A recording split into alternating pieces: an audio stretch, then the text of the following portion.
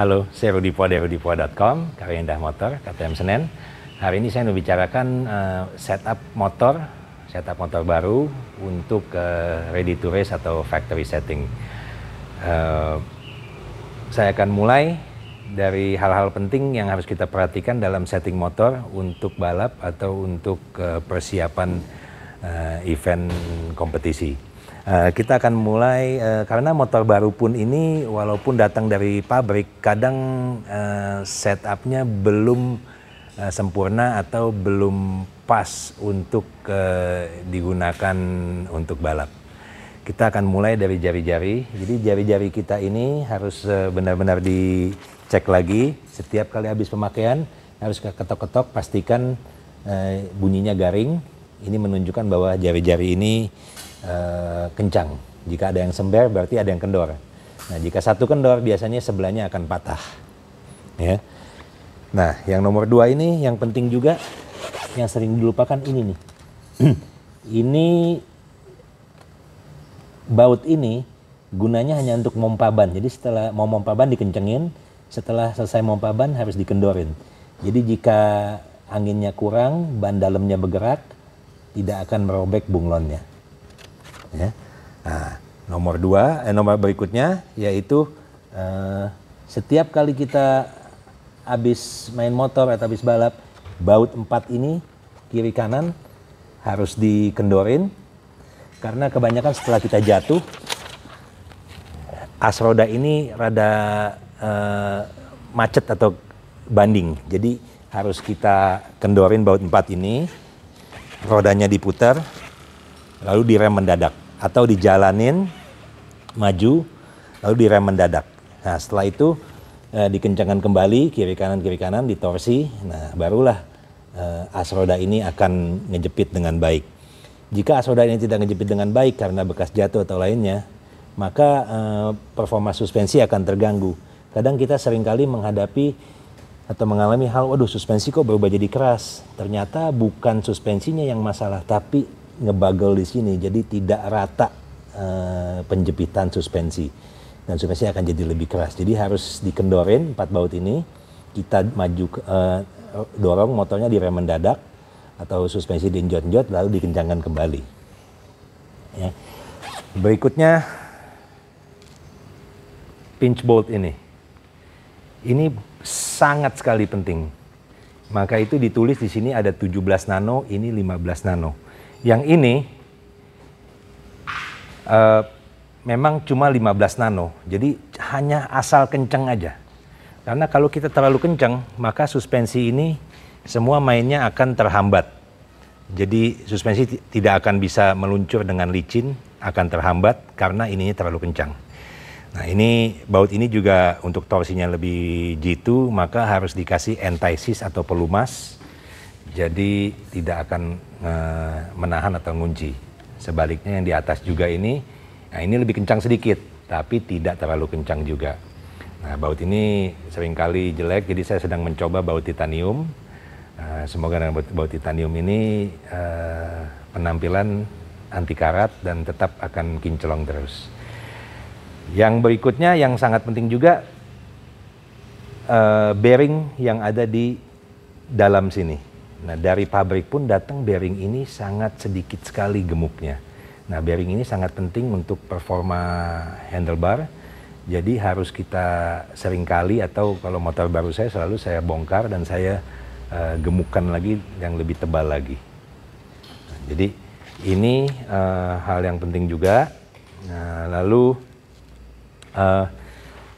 footpack ini sebaiknya sih, karena saya pakai baut di sini, model baut gini. Footpack itu harus pasangnya terbalik. Jadi quarter pinnya atau kawatnya di atas.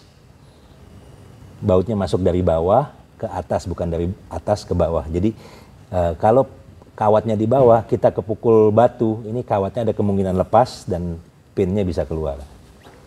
Ya. Berikutnya ini baut suspensi. Baut suspensi sangat penting. Ini seringkali kering karena ini bentuknya seperti ball joint di dalam. Jadi harus sering-sering dilepas dan digemukin ulang. Nah, Begitu juga chain adjuster.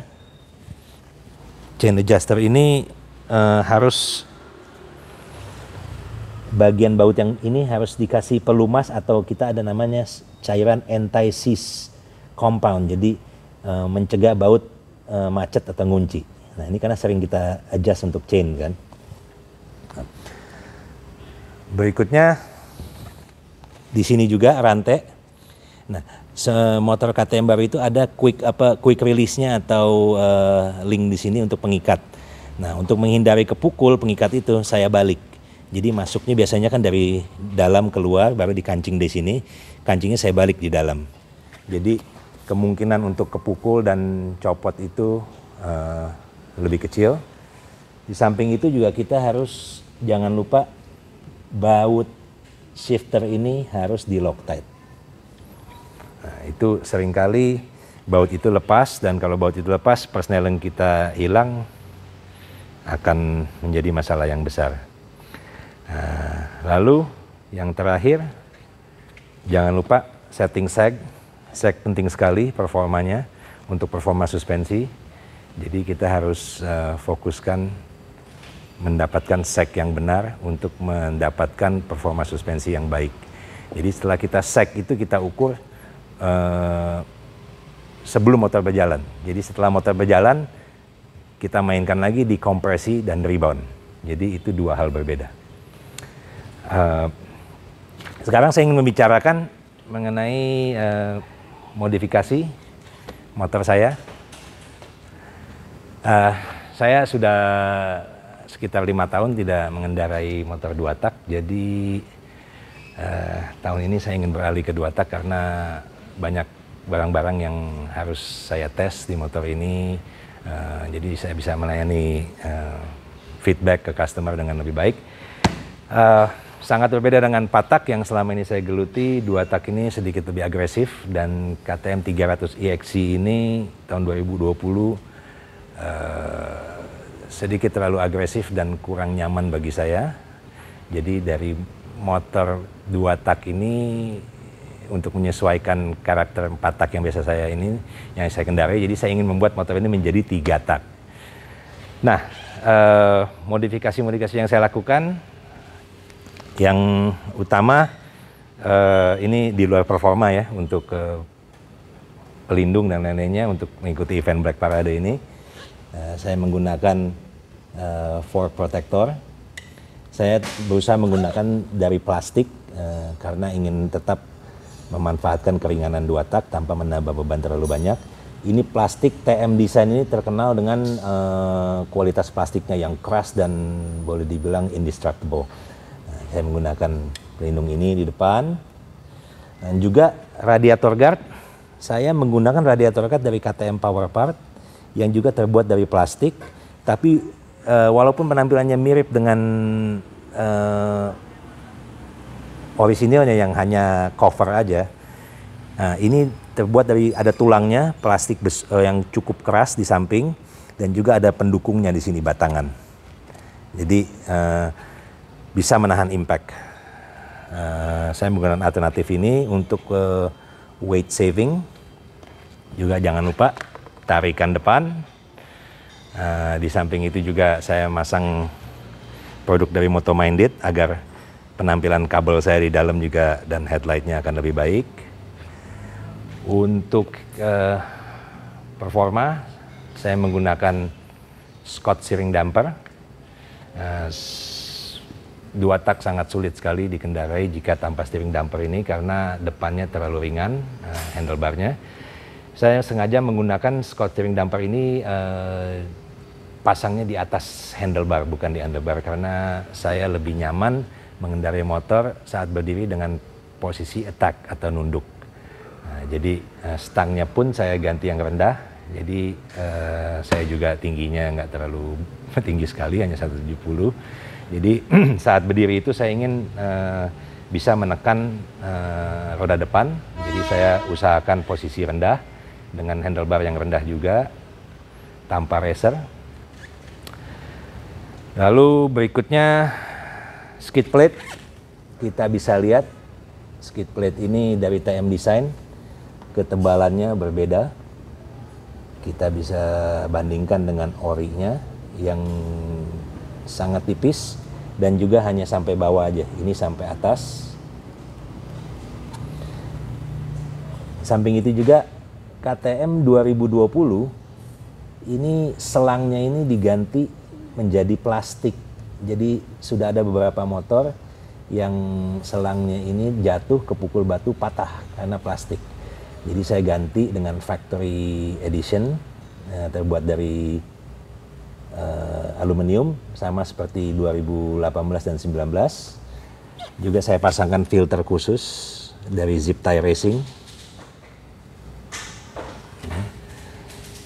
Di samping itu chain guide, saya menggunakan TM Design, ini sangat keras sekali, tidak ada lenturnya, hampir menyamai aluminium. Jadi jika rantai putus akan menahan agar tidak memukul slave cylinder dari kopling. Untuk footpack, saya menggunakan Raptor titanium, bukan hanya ringan saja tapi juga gigitannya walaupun tajam tapi tidak mudah nyangkut seperti footpack lainnya. Kalau standar ini kreasi sendiri aja, bolong-bolongin sendiri, iseng. Stack pack yang banyak ditiru sekarang di lokalan Indonesia ini. Ini produk orisinilnya dari Australia. Saya menggunakan 2. Kadang saya menggunakan 1, jika open track saya menggunakan 2 akan lebih tebal, jadi lebih mudah gigitnya. Ini sangat membantu saat posisi berdiri, sehingga mengurangi arm pump. Kembali ke belakang ini, saya TM Design juga. TM Design awalnya terkenal, semua factory rider menggunakan TM Design chain guard. Jadi chain guard ini sangat indestructible, sangat kuat, tetap harus sering-sering dicek karena ada kotoran sering dibersihkan. Juga ini penyanggah baut agar tidak mudah kepukul, baut ini tidak patah. Ini saya ganti oren agar lebih mudah dibacanya. Juga baut diganti titanium agar lebih penampilan lebih awet, tidak berkarat. Juga ini produk dari KTM Power Part, bearing, pelindung bearing. Pelindung bearing ini untuk di musim hujan sangat baik sekali karena memperpanjang umur bearing agar tidak mudah masuk kotoran atau air. Ya. Untuk ban saya menggunakan Sinco yang super soft, cheater 525 untuk di musim hujan. Untuk ban dalam saya menggunakan tubeless system, jadi saya dapat mengurangi angin hingga kosong anginnya. Walaupun kosong pun tetap akan beatnya ini akan tetap terjaga. Jadi bisa dikendarai dengan jarak jauh tanpa angin sama sekali. Lalu disc guard dan kaliper juga saya menggunakan dari TM Design. Jadi saya berusaha menggunakan produk-produk dari plastik tapi yang sekuat dengan aluminium untuk weight saving. Kita lihat juga saya menggunakan baut dari titanium untuk disc brake ini agar tidak cepat berkarat.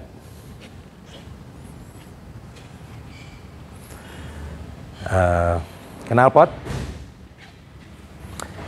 Saya mencoba menggunakan FMF Shorty untuk mengetes power karakternya. Jadi ya suara lebih bising sedikit, tapi performa di bawahnya itu snapnya lebih kerasa. Lalu untuk rem saya menggunakan yang sedikit lebih lebar dibandingkan standarnya. Kita lihat juga untuk TM Design, pelindungnya hingga atas ini. Saya menggunakan Recluse Radius CX, knalpot depan standar sementara. Lalu yang sangat penting juga, saya menggunakan radiator hose dari Samco, Inggris. dari KTM Power Part sendiri. Nah itu hose ini saya juga menggunakan seluruhnya hingga ke sasis yang di tengah sini. Nah ini ya saya rasa yang paling berguna itu sasis yang ada di tengah, karena lubangnya itu cukup signifikan besar, jadi persirkulasinya itu sangat baik. Lanjutnya saya menggunakan silinder head S3 dari Itali. Silinder head ini high kompresi, jadi kepalanya bisa diganti-ganti. Bisa standar, bisa high kompresi, dan bisa super high kompresi. Jadi dengan menaiknya kompresi ini tidak membuat motor lebih liar, tapi tenaga bawahnya cukup padat dan lebih mudah dikendarainya bagi saya.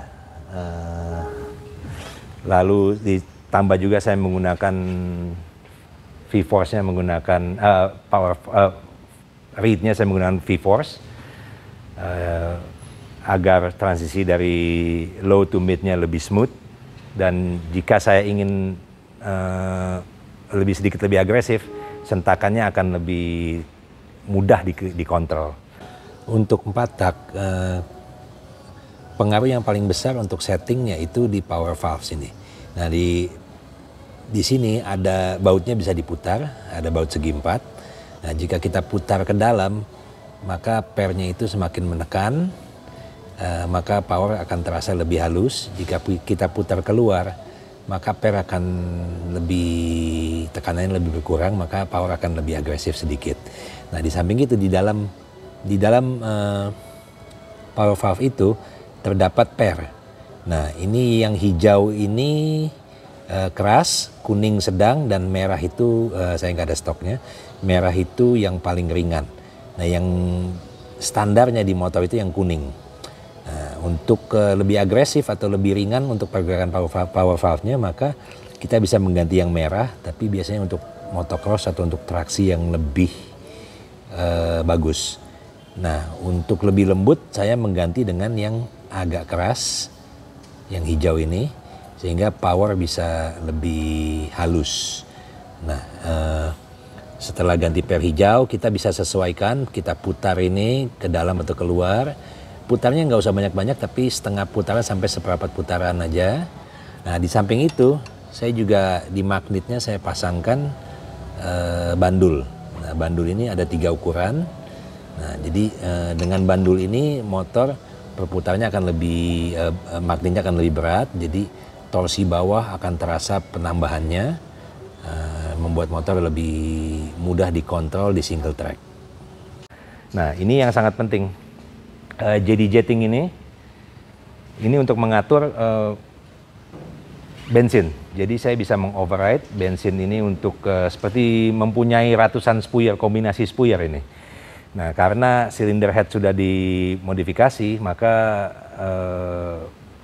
bensin ini harus disesuaikan lagi kebutuhannya. Jadi peningkatan bensin ini cukup signifikan karena sudah mengalami beberapa modifikasi. Dan TPI ini terkenal bensinnya kadang di level tertentu terlalu irit, dan di level lainnya terlalu boros, terlalu basah. Nah, juga saya menggunakan tuas rem dan kopling dari bahan memlon. Nah, jadi lentur, kalau bengkok bisa dilempengin lagi seperti karet. Karena kali ini saya ingin mencoba menggunakan plastik mudguard, jadi tanpa handguard. Dan ini saya menggunakan bar end-nya ini Sikra dari plastik. Saya tidak menggunakan bahan aluminium, karena aluminium biasanya anodized dan saat terjatuh mudah terkikis. Plastik ini ya lebih menjaga kelihatan tidak ada baretnya lah. Berikutnya, untuk motor ini juga pengaturan throttle-nya sudah saya rubah. Jadi pengaturan gas itu, pengaturan langsamnya tidak di sini lagi, tapi dari tali gas. Saya ada alat di bawah ini. alat ini untuk menyetelan gas. Sebenarnya dari KTM pun sudah ada, cuman pendek sekali dan dilem. Jadi dengan menyetel ini kita akan menonjok tali gas, akan lebih untuk mengatur langsamnya. Mengatur langsam di sini menurut saya tidak baik dan salah, karena dengan memutar ke arah berlawanan dengan jarum jam, maka bensin akan jadi lebih irit atau lebih kering, dan idle-nya bisa akan lebih tinggi. Jadi semakin langsamnya bagus, tapi bensinnya akan menjadi lebih kering. Itu sudah kita rubah. Sekarang bensinnya bisa lebih basah, dan juga pengaturan gasnya tetap stabil karena kita setelnya dari tali gas. Oke, untuk jok saya menggunakan low seat dari Seat Concept, grafik dari Brands Graphic, menggunakan desain yang sedikit vintage. Juga grip, saya menggunakan foam grip favorit saya, karena di lumpur ternyata grip ini lebih handal dan tidak licin. Rasanya itu modifikasi yang saya lakukan saat ini, dan motor saat ini sudah cukup memuaskan, tidak terlalu menarik-narik, menjambak-menjambak, jadi saya lebih bisa irit tenaga untuk mengendari motor ini. Semoga motor ini bisa menjadi motor 3 tak idaman saya. Terima kasih.